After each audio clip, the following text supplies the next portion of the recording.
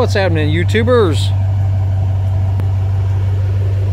I've got my 2007 Mustang GT convertible premium edition, and I've had it for a couple of months now, and I really like the car. Really good running car, you know, easy to work on, easy to get parts for, and I'm sure many of you have the 2005 to 2009 models, and some of you may have had little knick-knack issues with them, especially once you get a few miles on them. You know, I got this one at around 69,000 miles, and it ran fine, but there was a few services that had never been done to it. I don't even think it had had a tune-up before, so it also had never had the rear differential fluid changed. Brake fluid had never been changed. But you know, what I want to talk about here is I used to hear a pretty audible ticking sound once the motor completely warmed up. You know, I mean, all motors are going to have a little tick to them just because they have moving parts inside, but once this one got good and warmed up, you would hear ticking, you know, I guess coming from the valve train inside, and it was pretty darn audible, especially if you drove next to, you know, a building or a flat wall or something. You would hear just a pretty loud ticking coming from the valve train in the top end of the motor. And of course, I had the recommended oil, which was the 5W20. Let's raise the hood up here. 5W20 is what's recommended, of course.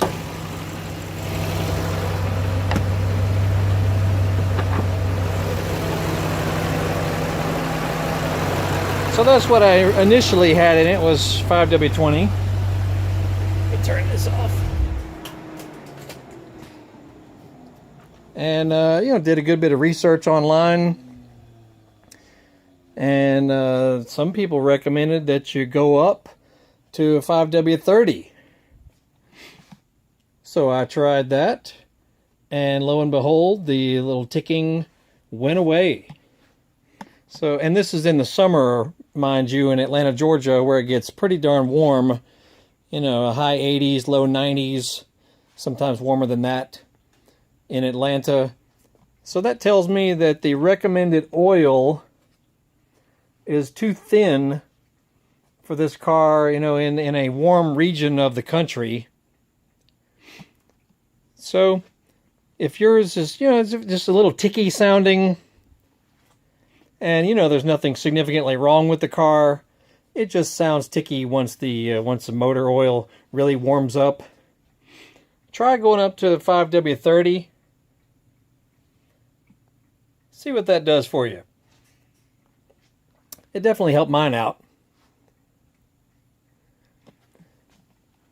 And also, people complain about a clunky rear end when they're shifting gears. This is an automatic transmission model.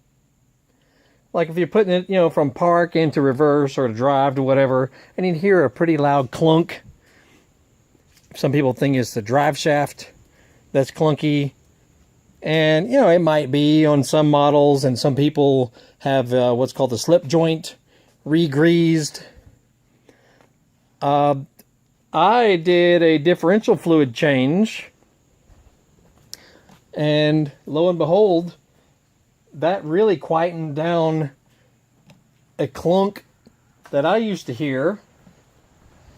I also, let's see if I can get under here. I also updated my differential cover to the GT500 diff cover. I know it's hard to see under there.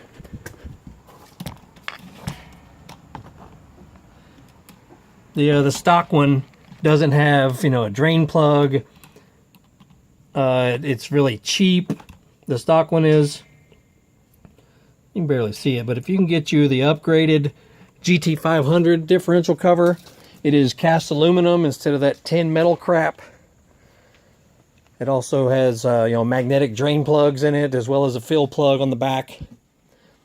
But I flushed the differential fluid and filled it to the, you know, to the top of the fill plug on the on that front side, if you're facing it from the front of the car.